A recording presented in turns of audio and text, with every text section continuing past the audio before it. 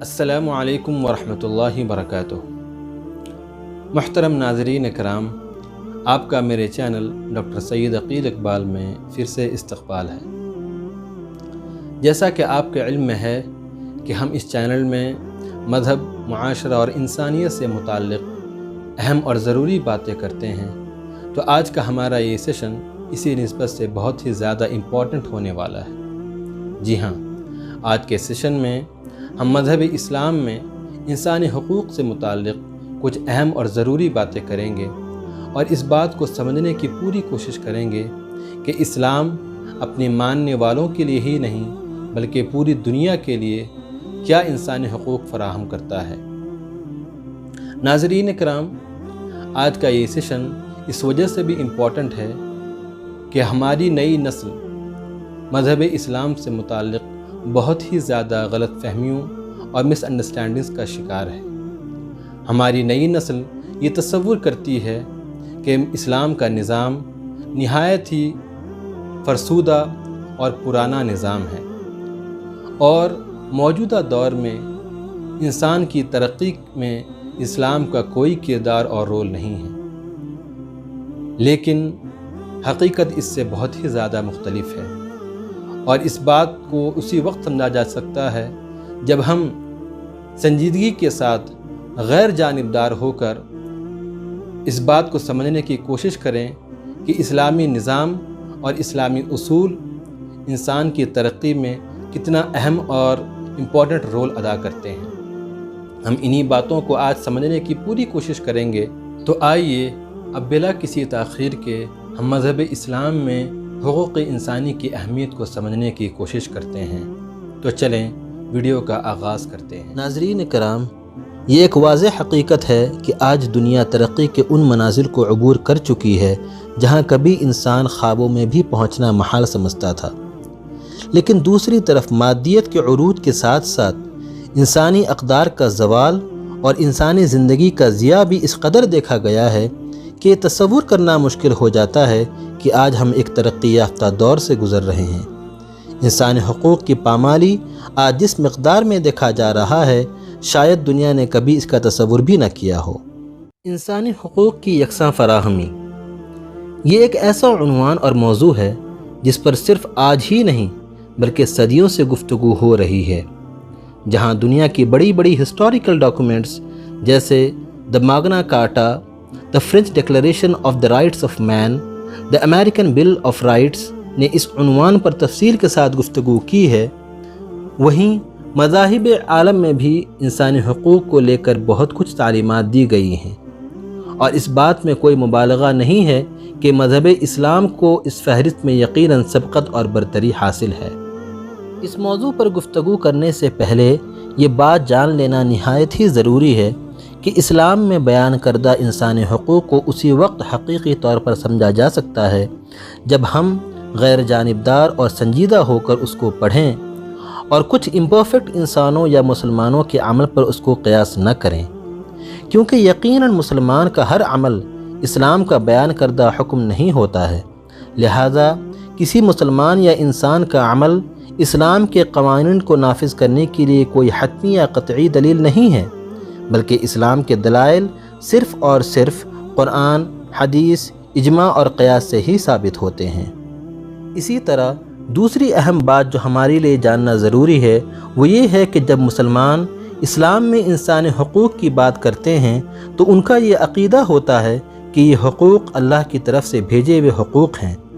जिन्हें जनाब मोहम्मद रसूलुल्लाह सल्लल्लाहु अलैहि वसल्लम ने बितफ़सील उम्मत को सिखाया और तालीम दी। और यकीनन इन तालीमात हुकूक़ इंसानी में किसी तरह की कोई तब्दीली नहीं हो सकती।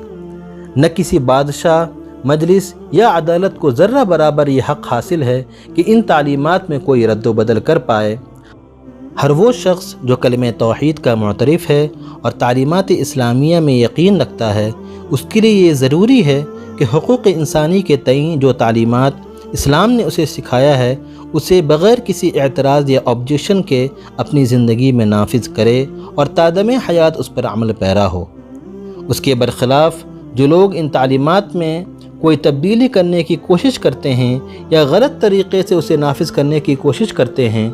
قرآن کریم نے واضح الفاظ میں ایسے لوگوں کی نشاندہی فرمائی ہے۔ چنانچہ باری تعالیٰ نے سورۃ المائدہ آیت نمبر 45 اور 47 میں واضح طور پر بیان فرمایا کہ وَمَن لَّمْ يَحْكُم بِمَا أَنزَلَ اللَّهُ فَأُولَٰئِكَ هُمُ الظَّالِمُونَ، اور جو لوگ اللہ کے بتائے ہوئے طریقے کے مطابق فیصلہ نہیں کرتے ہیں، یہی وہ لوگ ہیں جو ظلم کرنے والے ہیں۔ ناظرین کرام، ان ضروری باتوں کے بعد آئیے آج کے سیشن میں ہم اسلام میں بیان کردہ حقوق انسانی میں سے سب سے اہم اور اول حق انسانی کی بات کریں گے اور اسے مکمل طور پر سمجھنے کی کوشش کریں گے۔ اسلام میں بیان کردہ حقوق انسانی میں سے پہلا حق انسانی زندگی جینے کا حق ہے، جس کی تفصیل یہ ہے کہ دنیا میں پیدا ہر انسان کو اس روئے زمین پر اپنی زندگی جینے کا بنیادی حق مکمل طور پر حاصل ہے، اور اسی طرح اس کے لیے یہ نہایت ہی ضروری ہے کہ زمین پر بسنے والے دوسرے انسانوں کی زندگی کی بھی ریسپیکٹ کرے۔ زندگی جینے کا یہ حق اسلام نے ہر شخص کو عطا کیا ہے، خواہ اس کا تعلق کسی بھی مذہب، نسل یا علاقہ سے ہو۔ اگر وہ انسان ہے تو زندگی جینے سے کوئی بھی اسے روک نہیں سکتا، اور خاص طور پر ہر مسلمان کے لیے یہ نہایت ہی ضروری ہے کہ ہر ایک کی زندگی کا مکمل احترام کریں اور اپنی ذات سے کسی کو کوئی نقصان نہ پہنچائیں۔ قرآن کریم نے اس اہم نقطہ کو واضح الفاظ میں بیان فرما دیا۔ چنانچہ سورۃ المائدہ آیت نمبر 32 میں ارشاد فرمایا کہ جو شخص ناحق کسی کی جان لے یا زمین میں فساد پھیلائے، گویا کہ اس نے پوری انسانیت کی قتل کر دی۔ اسلامی قانون اور نظام کے مطابق اگر کوئی شخص کسی دوسرے انسان کا ناحق قتل کر دیتا ہے یا زمین میں کسی بھی طرح سے فساد یا بدامنی پھیلاتا ہے، تو بدلے میں اس مجرم شخص کی جان لینا اس وقت تک جائز نہیں ہے جب تک اس علاقہ یا ملک کی عدالت اس کے لیے قصاصاً قتل کا فیصلہ صادر نہ کر دے۔ اسی طرح اگر کوئی دشمن آپ کے ملک پر حملہ کرتا ہے اور قتل و غارت شروع کر دیتا ہے، تو دفاع کا حق اور دشمن کو قصاصاً قتل کی اجازت اسی وقت ہوگی جب آپ کے ملک کے سربراہ یا لیڈر فیصلہ صادر کر دیں۔ ان وجوہات کے علاوہ کسی بھی انسان کو یہ کبھی بھی یہ حق حاصل نہیں ہے کہ دوسرے انسان کی جان لے لے، خواہ اس شخص سے کتنی ہی نفرت کیوں نہ ہو۔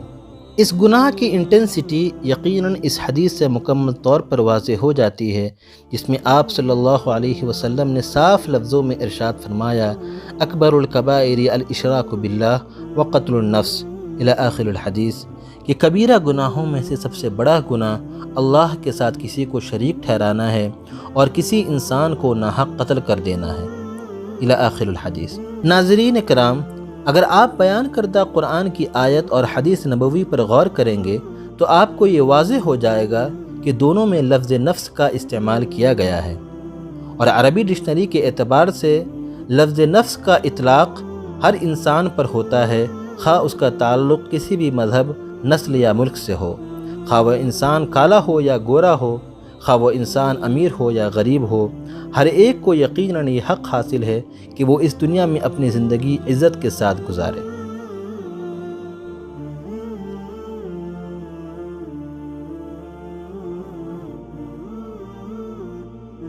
ناظرین کرام،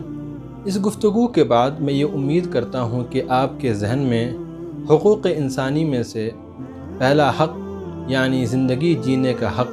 مکمل طور پر واضح ہو گیا ہوگا۔ اسلام میں حقوق انسانی کی ایک طویل فہرست ہے، اور اس لسٹ میں سے آج ہم نے پہلے حق کا ہی ذکر کیا ہے۔ انشاءاللہ آنے والے سیشنز میں ہم تمام حقوق انسانی کو تفصیل کے ساتھ آپ کے سامنے مکمل طور پر پیش کریں گے اور آپ کے سارے ڈاؤٹس اور مسکنسیپشنز کو کلیئر کرنے کی کوشش کریں گے۔ اگر آپ کے ذہن میں ابھی کوئی ڈاؤٹ یا سوال ہے تو کامنٹ باکس میں اس کا ضرور اظہار فرمائیں، اور ہم یہ کوشش کریں گے کہ آپ کے اس سوال کا مکمل طور پر جواب دے پائیں۔ اگر آپ کو یہ ویڈیو پسند آئی ہے تو اسے اپنے دوستوں اور عزیز و اقارب میں ضرور شیئر کریں، تاکہ حق کا صحیح پیغام ہر ایک شخص تک مکمل طور پر پہنچ جائے۔ اور اسی طرح سے میرے اس چینل ڈاکٹر سید عقیل اقبال کو سبسکرائب کرنا نہ بھولیں، اور بیل آئیکن کو بھی ضرور دبا دیں، تاکہ آپ کو ہمیشہ نوٹیفیکیشنز وقت پر دستیاب ہوتی رہیں۔ ویڈیو اخیر تک سماعت کرنے کے لیے بہت بہت شکریہ۔ جزاکم اللہ خیرہ۔ السلام علیکم ورحمۃ اللہ وبرکاتہ۔